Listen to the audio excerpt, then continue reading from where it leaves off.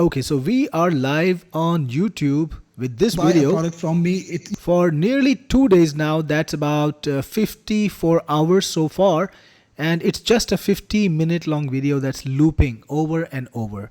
Now this technology is Livecaster 24/7, and to make this video live and not have to have my computer live all this time, we're using this on a VPS. We are using Livecaster on a VPS. So I'm going to show you in this video That's why how to install Livecaster on a VPS and run it there.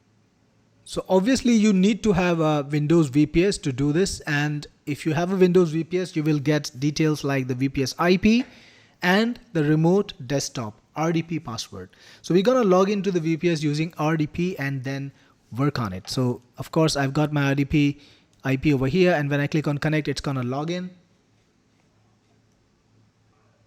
So here I am inside the VPS, and what I want to do is I need to download the Livecaster, and to do that you will need the Livecaster download link, and I suppose you already have it because you will find it in your Livecaster membership if you bought Livecaster. So download it.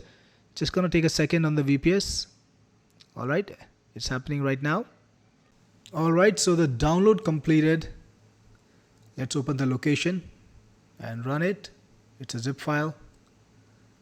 Let's unzip it.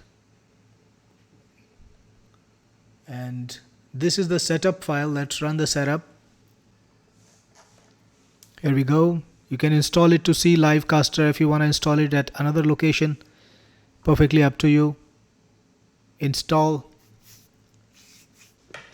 Okay, when it's done, you can launch Livecaster like this, and it should load right away. So here's the thing: if it does not load and shows you a message that a certain component is needed, the component that you might need to install is called Edge Web View, and you need to load up your browser, whatever the browser is.